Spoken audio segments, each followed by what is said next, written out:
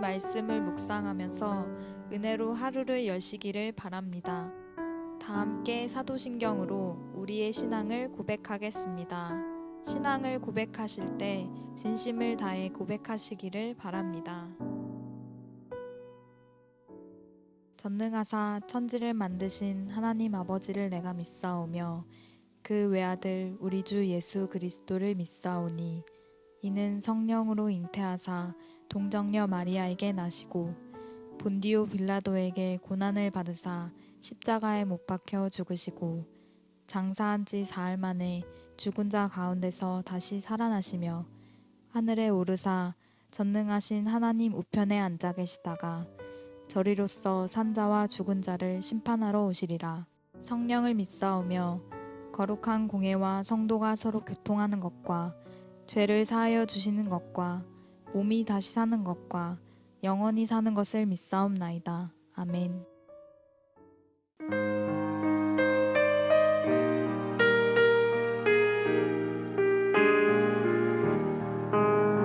주 믿는 사람 일어나 다 힘을 합하여 이 세상 모든 마귀를 다쳐서 멸하세. 저 앞에 오는 적군을 다 싸워 이겨라. 주 예수 믿는 힘으로 온 세상 이기네. 믿음이 이기네. 믿음이 이기네. 주 예수를 믿음이 온 세상 이기네. 오늘 유마귀 괴율로 큰 죄에 빠지니 진리로 띠를 띠고서 늘 기도드리세. 참 믿고 의지하면서 겁없이 나갈 때 주 예수 믿는 힘으로 온 세상 이기네. 믿음이 이기네. 믿음이 이기네. 주 예수를 믿음이 온 세상 이기네.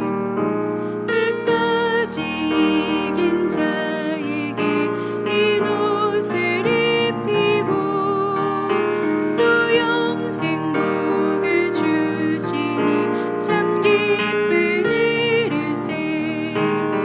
이 어두운 세상 지나서 저 천성 가도록 주 예수 믿는 힘으로 온 세상 이기네. 믿음이 이기네. 믿음이 이기네. 주 예수를 믿음이 온 세상 이기네. 오늘 우리가 함께 나눌 말씀은 사도행전 12장 18절부터 25절까지입니다. 날이 새매 군인들은 베드로가 어떻게 되었는지 알지 못하여 적지 않게 수동하니 헤롯이 그를 찾아도 보지 못하매 파수꾼들을 신문하고 죽이라 명하니라. 헤롯이 유대를 떠나 가이사랴로 내려가서 머무니라. 헤롯이 두로와 시돈 사람들을 대단히 노여워하니 그들의 지방이 왕국에서 나는 양식을 먹는 까닭에 한마음으로 그에게 나아와 왕의 침소 맡은 신하 블라스도를 설득하여 화목하기를 청한지라. 헤롯이 나를 택하여 왕복을 입고 단상에 앉아 백성에게 연설하니 백성들이 크게 부르되 이것은 신의 소리요 사람의 소리가 아니라 하거늘 헤롯이 영광을 하나님께로 돌리지 아니하므로 주의 사자가 곧 친히 벌레에게 먹혀 죽으니라. 하나님의 말씀은 흥왕하여 더하더라. 바나바와 사울이 부조하는 일을 마치고 마가라 하는 요한을 데리고 예루살렘에서 돌아오니라. 아멘. 반갑습니다. 오늘 사도행전 12장 18절부터 25절을 중심으로 그 생명이라는 주제로 함께 말씀을 나누겠습니다. 헤롯은 사도 중에 한 사람인 야고보를 칼로 죽입니다. 그 행동을 유대인들이 좋아했습니다. 그러자 이번에는 베드로까지 죽이려고 합니다. 근데 야고보를 죽였을 때 워낙 분위기가 좋았기 때문에 분위기 좋은 거, 특별히 사람들에게 칭찬받는 것을 가장 중요한 가치, 가장 소중한 최고의 가치로 여겼던 사울 입장에서 베드로를 죽이는 일을 그냥 이렇게 흘려버리고 싶지 않았을 겁니다. 아주 큰 성대한 이벤트로 꾸며보려고 했던 것 같습니다. 그래서 홍보도 좀 하고 사람들의 분위기를 최고조로 올린 후에 오늘은 이제 감옥에서 하룻밤을 재우고, 사실 재운다기보다는 그냥 잡아두고 내일 죽이려고 한 것 같습니다. 근데 그때 하나님께서 베드로를 그 감옥에서 빼내십니다. 근데 성경은 그 일에 대해서 이렇게 평가하죠. 하나님께서 헤롯과 모든 유대인들의 기대를 깨뜨리신 사건이라고 규정합니다. 하나님께서는 헤롯의 계획을 무너뜨리셨다는 거죠. 자, 중요한 건 이겁니다. 하나님께서 헤롯의 계획을 무너뜨렸습니다. 막았죠? 헤롯이 가려는 길을 막았습니다. 그때 헤롯이 자기의 계획이 막힌 것을 가지고 그것을 보고 누구에게 갑니까? 군인들에게 갑니다. 특별히 망을 보는 임무를 가졌던 파수꾼들에게 갑니다. 그리고는 그 일의 책임을 물어서 군인들을 죽입니다. 그리고 자기는 가이사랴로 이제 내려가 버리죠. 19절입니다. 헤롯이 그를 찾아도 보지 못하며 파수꾼들을 신문하고 죽이라 명하니라. 헤롯이 유대를 떠나 가이사랴로 내려가서 머물렀다. 이렇게 되어 있습니다. 가이사랴로 갔을 때 두로와 시돈 사람들과의 사건이 있었는데, 그것 때문에 헤롯은 두로와 시돈으로 가는 곡식을 중단해 버립니다. 그래서 두로와 시돈 사람들이 헤롯에게 와서 아첨을 하게 만들죠. 헤롯은 알았을 겁니다. 자기가 이렇게 했을 때 사람들이 어떻게 반응할지 알았을 겁니다. 그대로 되죠. 20절입니다. 헤롯이 두로와 시돈 사람들을 대단히 노여워하니 그들의 지방이 왕국에서 나는 양식을 먹는 까닭에 한 마음으로 그에게 나와 왕의 침소 맡은 신하 블라스도를 설득하여 화목하기를 청한지라. 헤롯이 나를 택하여 왕복을 입고 단상에 앉아 백성에게 연설하니 백성들이 크게 부르되 이것은 신의 소리요 사람의 소리가 아니라 하거늘. 거기서 말하는 백성들, 야, 저 소리는 신의 소리다, 사람의 소리가 아니다라고 소리 질렀던 사람들은 분명히 두로와 시돈 사람들이었을 겁니다. 헤롯은 그때 그 말을 들으면서 너무 기분이 좋았습니다. 아까도 말씀을 드렸지만 헤롯은 스스로 칭찬받고 싶었고 인정받고 싶었고 그것이 최고의 가치인 줄로 알았던 사람입니다. 그게 뭐가 문제겠습니까? 많은 사람들은 헤롯과 같습니다. 인정 욕구라는 게 우리 모두에게 있습니다. 근데 성경은 헤롯의 모습을 보면서 심각한 문제라고 말하죠. 왜요? 그거는 스스로 하나님이 되려고 하는 태도다라는 말씀이기 때문입니다. 그거를 성경은 헤롯이 영광을 하나님께 돌리지 않은 것이다라고 표현하죠. 그리고 그 결과는 성경에서 가장 잔인한 죽음 중에 하나로 기록되는 그런 죽음을 맞이하게 되는 것이죠. 21절부터 23절을 우리 한 목소리로 읽겠습니다. 시작. 헤롯이 나를 택하여 왕복을 입고 단상에 앉아 백성에게 연설하니 백성들이 크게 부르되 이것은 신의 소리요 사람의 소리가 아니라 하거늘.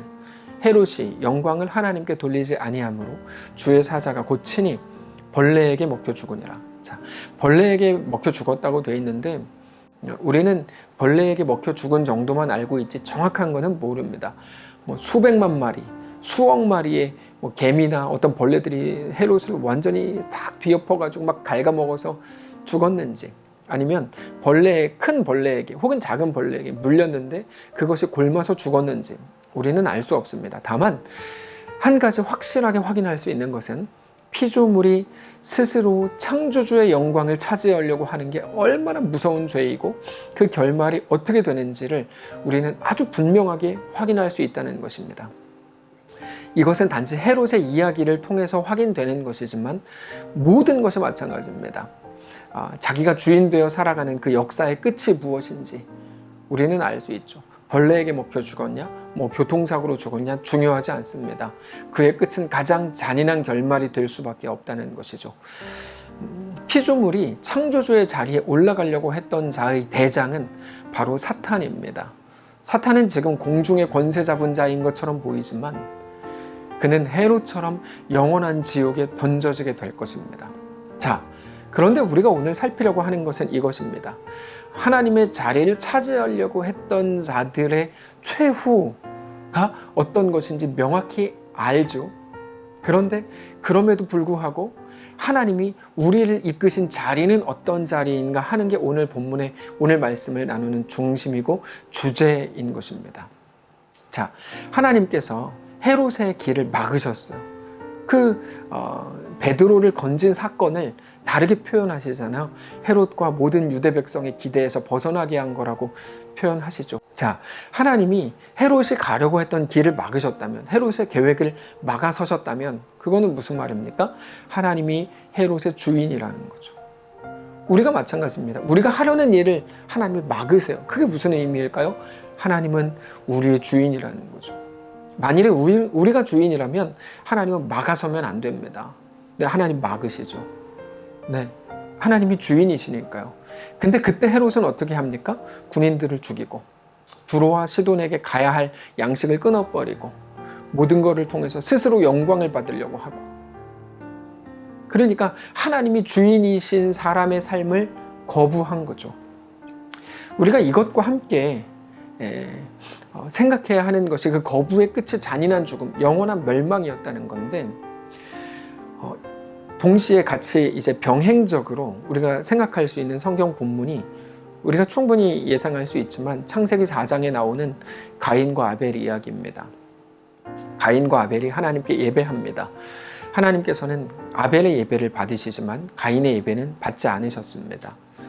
자, 가인의 예배가 받아들여지지 않은 이유에 대해서 가인은 아벨에게 있다고 생각을 했는지 아니면 아벨이 그냥 얄미웠는지는 모르겠지만 그 일 때문에 아벨을 찾아가서 아벨을 죽입니다. 물론 하나님께서 가인의 예배를 받지 않으신 것은 어떤 사람들이 말하는 것처럼 가인의 재물에 문제가 있었던 것은 아닙니다. 이 부분에 대해서는 예전에 구체적으로 설명을 드렸는데요. 피가 없는 제물로 드렸기 때문에 하나님 안 받으셨다. 그렇지는 않습니다. 왜 그런가 하면 제사법에도 소제라는 게 있는데 소제는 피 없는 제사입니다. 하나님이 명령하신 제사 중에 하나입니다. 뿐만 아니라 제사법을 주신 시점 자체가 가인이 예배했던 시점보다 한참 뒤의 일이기 때문에 그것을 미리 끌고 들어와 가지고 그렇게 근거로 삼는 것은 말이 되지 않습니다. 가인이 피가 아니라 곡식 제사를 드려서 하나님이 제사를 안 받으신 게 아니고 가인의 생활 때문입니다. 가인의 삶, 가인의 생각과 마음 때문입니다. 삶이 없는 예배는 하나님이 받으시지 않습니다. 근데 우리가 보려고 하는 건 그게 아니고 그 이후입니다. 그 이후.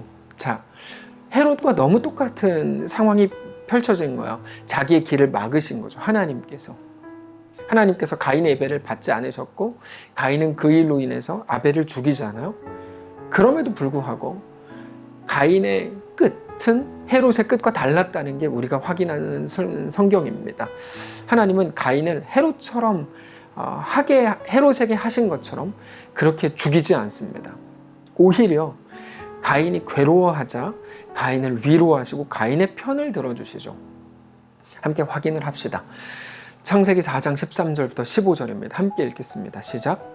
가인이 여호와께 아뢰되 내 죄벌이 지기가 너무 무거우니이다. 주께서 오늘 이 지면에서 나를 쫓아내시온즉 내가 주의 낯을 배웁지 못하리니 내가 땅에서 피하며 유리하는 자가 될지라 무릇 나를 만나는 자마다 나를 죽이겠나이다. 15절. 여호와께서 그에게 이르시되 그렇지 아니하다. 가인을 죽이는 자는 벌을 7배나 받으리라 하시고 가인에게 표를 주사 그를 만나는 모든 사람에게서 죽임을 면하게 하시니라. 자, 틀린 사람의 편을 들어주시는 것은 사실상 성경에 계속해서 나옵니다. 헤롯도 틀렸고 가인도 틀렸는데 하나님께서 가인은 살려두시더라는, 오히려 편을 들어주시더라는 거죠. 같은 이야기가 요한복음 8장에 예수님을 통해 나옵니다. 사람들이 가늠하다가 현장에서 잡힌 여인을 돌로 쳐 죽이려고 합니다.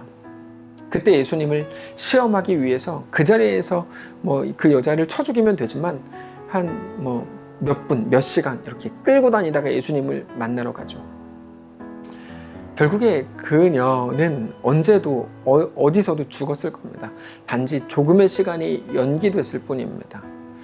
그리고는 예수님께 나와서 예수님을 시험하기 위해서 어떻게 해야 되냐 묻죠. 모세의 율법으로는 돌로 치라 그러는데 진짜 돌로 칠까요? 이렇게 묻습니다.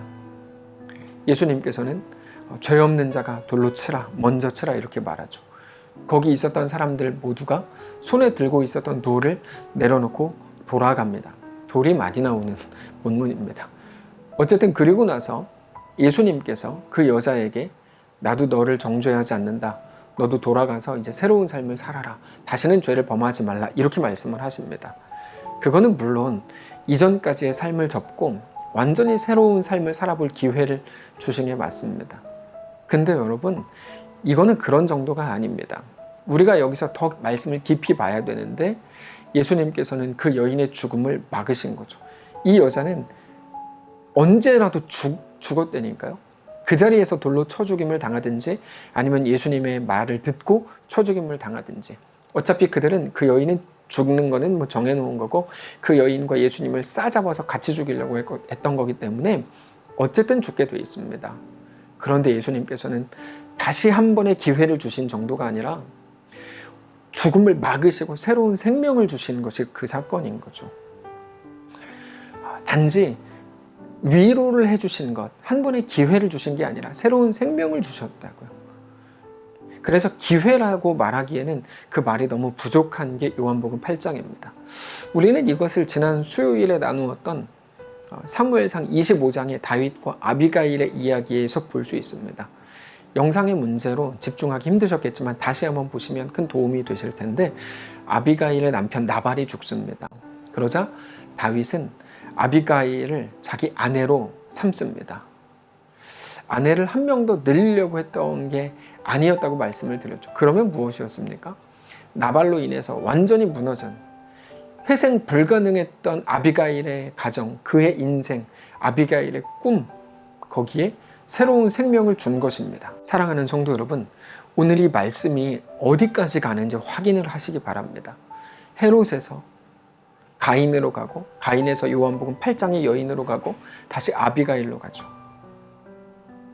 헤롯은 자기의 죄 때문에 죽습니다.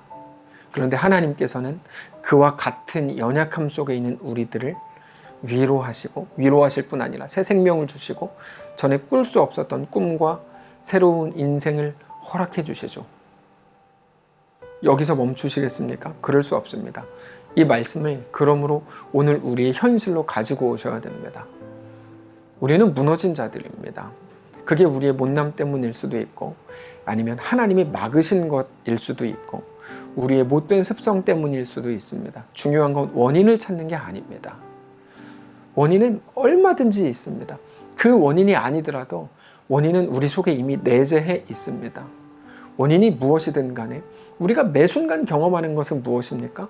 결국 무너짐, 결국 패배, 결국 죽음뿐이었을 우리의 삶을 헤롯과 하나도 다를 게 없었을 우리의 삶을 하나님이 막으시고 바꾸셔서 우리에게 새 생명을 주셨다는 것이고 지금도 하나님은 그렇게 일하고 계신다는 거죠. 사랑하는 성도 여러분, 오늘 그 사실을 기억하시기 바랍니다. 갑자기 헤롯 편에 서서 헤롯은 왜 죽게 놔뒀냐? 헤롯이 죽은 이유는 그의 죄 때문입니다. 그러면 가인이 산 이유는, 우리가 산 이유는 무엇입니까? 그러니까 그게 은혜고 감격이고 놀라운 역사인 겁니다. 사랑하는 성도 여러분, 오늘 우리의 소망이 오직 하나님 한 분뿐이신 것을 믿으시기 바랍니다. 온전히 그 앞에 엎드리시기 바랍니다. 우리가 왕이 되려고 왈버둥 칠 때 우리 인생은 점점 죽음의 냄새가 나게 될 뿐입니다. 우리를 영원히 살게 하시는 분은 오직 하나님 한 분이신 것을 믿으시기 바랍니다. 우리의 모든 연약함과 부족함, 그것을 외면하지 않으시고 우리를 자녀 삼으시고 사랑한다 말하시고 우리를 사랑하시기로 결정하시고 우리를 위해 이미 독생자 예수 그리스도를 내어주신 모든 것을 거신 우리 주 하나님의 신실하신 사랑과 그 놀라운 은혜가 오늘 우리의 삶을 더 의미 있고 가치 있고 생명력 있게 하는 것임을 믿는 그 믿음으로 오늘을 승리하는 사랑하는 오늘 모든 성도들의 삶이시기를 바랍니다. 기도하겠습니다. 살아계신 하나님, 은혜 감사합니다. 오늘 하나님의 말씀이 우리 가운데 들어와 자리하기를 원합니다. 결국 죽음, 영원한 멸망일 수밖에 없는, 어떻게 죽냐의 문제이지 결국 죽음일 수밖에 없는 우리의 삶에 예수님을 찾아오셔서 우리를 구하시고 건지시고 자녀 삼으시고 새 생명 주신 하나님을 찬양합니다. 그 감격과 그 은혜로 넘쳐나게 하셔서 오늘 토요일 주일을 잘 준비하며 내일 거룩한 주일을 맞이하고 그 거룩한 주일 선포되는 말씀을 통하여 놀랍게 위로를 얻고 또 새 생명을 우리가 경험하고 우리 마음에 소유하는 사랑하는 모든 성도들의 삶이 되게 하옵소서. 우리가 있는 어느 곳 어느 자리이든지 붙드시고 우리 주인 되셔서 그곳에서 늘 승리하며 담대하게 하나님의 은혜를 아는 자로 놀랍게 살아가게 하옵소서. 감사드리며 살아계신 예수님의 이름으로 기도합니다. 아멘. 사랑하는 성도 여러분, 토요일입니다. 내일 주일입니다. 거룩하게 잘 준비하시고 내일 예배를 통하여 하나님을 깊이 만나고 주님을 경배하는 귀한 날 되시기를 축복합니다. 오늘 이 말씀을 붙들고 묵상하시고 기도하신 후에 자리에서 일어나 승리하시길 바랍니다. 축복합니다.